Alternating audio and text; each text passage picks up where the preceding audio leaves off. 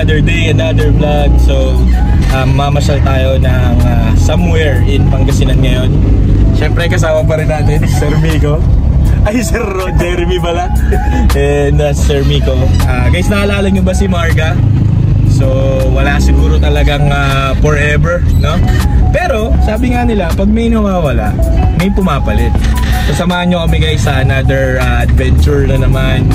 At walang kakwenta-kwentang vlog. At tignan natin kung ano yung magiging kaswap ni Marga, no? Actually, nagkausap na to through message. Supposedly Santa Ignacia meetup, pero due to some reasons, tayo na lang tayo pupunta ng Pangasinan. So sana magkatuluyan, no? Tingnan natin yung, syempre yung hindi rin tayo lugi kasi alam niyo naman yung karga nito ni Marga, di ba? Hindi rin naman to tinipid, no? So tara na, palabas na tayo ng subdivision ulit nila Sir Miko. Siguro yung biyahe mga gano'ng katagal sir? Mga 1 hour? 1 hour and 30 minutes siguro sir. 1 hour and 30 minutes, no? Dire-diretso. And sana walang maging aberya, no? Roadworthy naman, reliable naman si Marga. So dito tayo sa bandang Santa Ignacia guys. Kung napansin nyo, hindi tayo nag-TP-Lex or hindi tayo nag-hardcore kasi mas mabilis dito. May daan dito guys yung makabiling. Sa mga nakakaalam or mga taga-Pangasinan dyan, alam nyo rin yung daan dito. Sa mga Tarem yata tayo pupunta.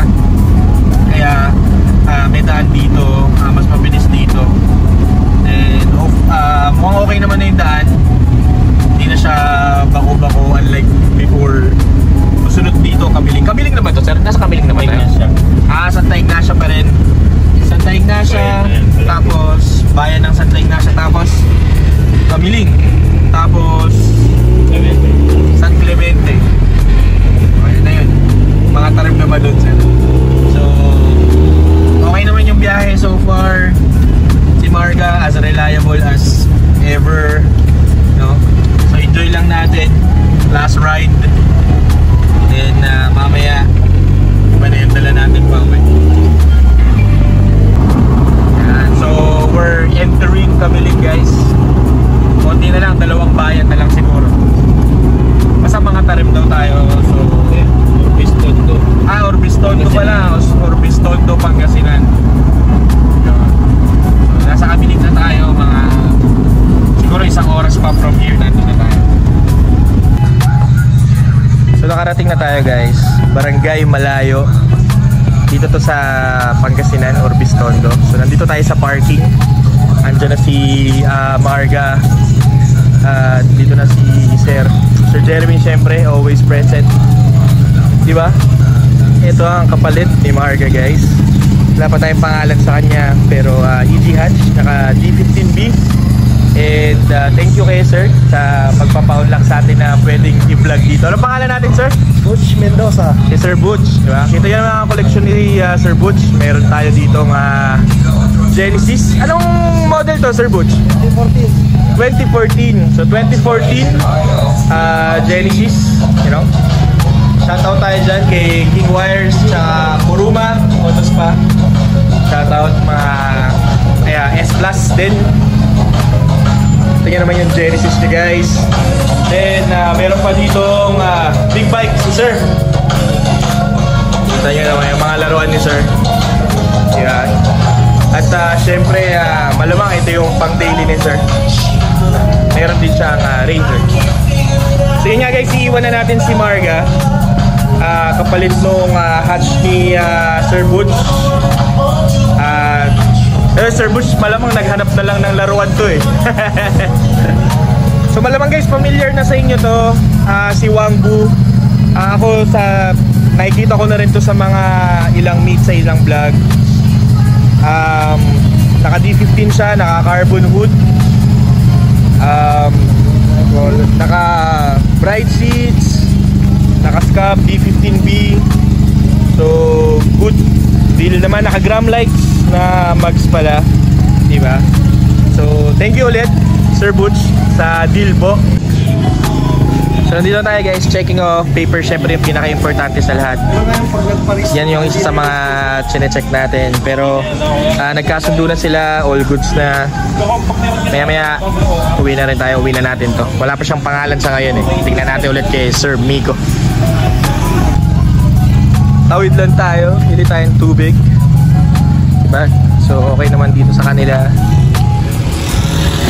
Sila Sir Miko.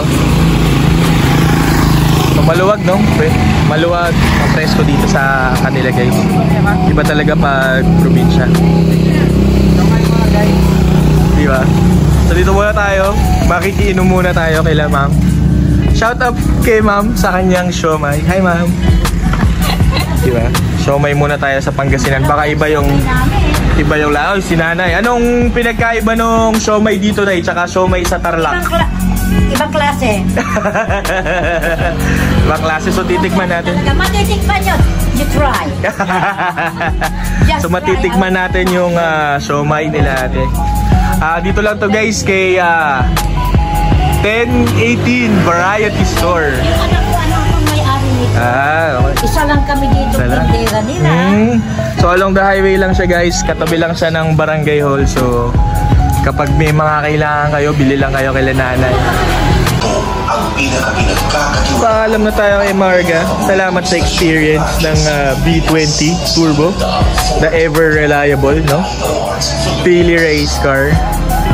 Pero welcome naman tayo dito sa bagong EG Hatch ni Sir Miko. So panibagong experience, panibagong ride, di ba?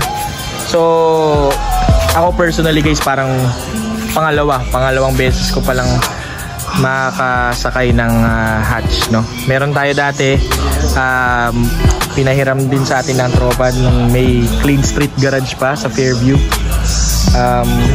Meron doon hatch, gawa rin ni Joseph, yung ating tuner builder. Pero ngayon, ito naman, B15B, B-Tech. Ramdamin natin ng hatch. And syempre, thank you kay Sir Miko dahil sinasama niya tayo sa mga ganitong pagkakataon. Nakaka-testing tayo ng mga iba-ibang kotse. Genesis, si Marga, Ford Ranger, and ang Wigo. Thank you ulit kay Sir Butch, Sir Miko, Sir Jeremy. Jose, anong masasabi mo sa kapalit ni Marga? Kabalyo lang siya. Value lang. Pwede. Doktor mo pa rin. Ito, hatchback. Yung parang price na hindi rin magkakalayo. No, dikit lang, no? Dikit lang. Hindi natin maintindihan kung bakit itong hatch na to hindi bumababa yung presyo, no?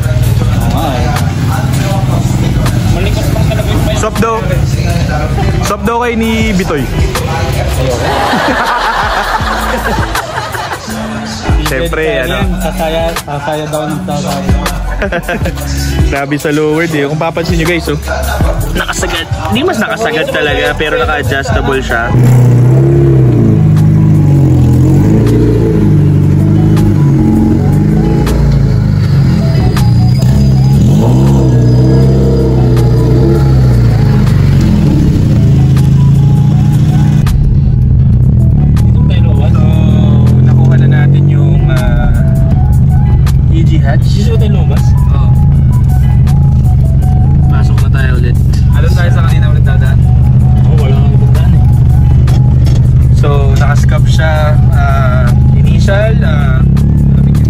Malamig naman yung aircon.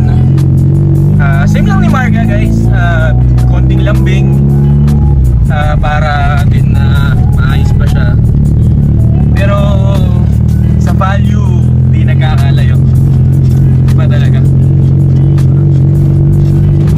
So pauwi na tayo. Ikutan natin mamaya pag nasa garahe na nila Sir Miko. Okay, let's go.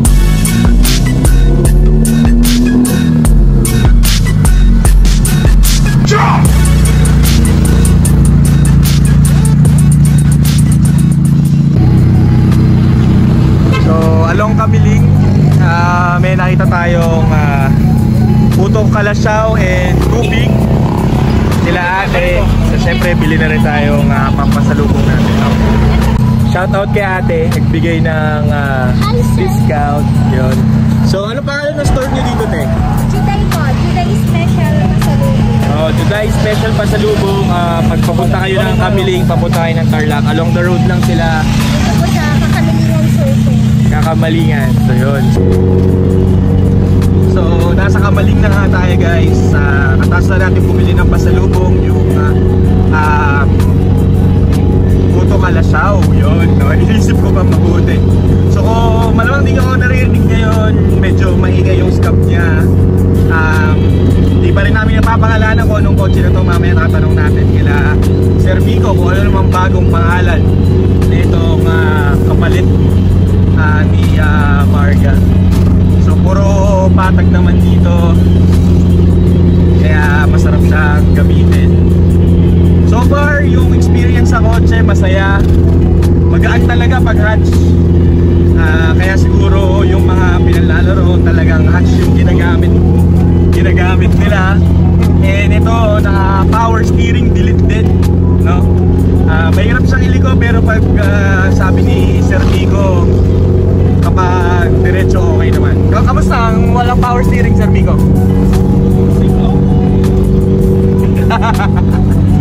So tingnan natin kung anong mangyayari.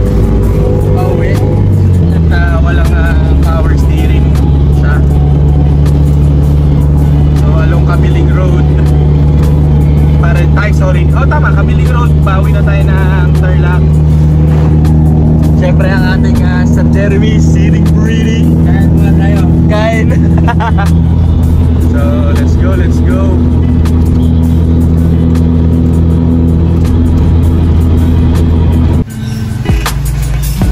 So guys, nauwi na natin.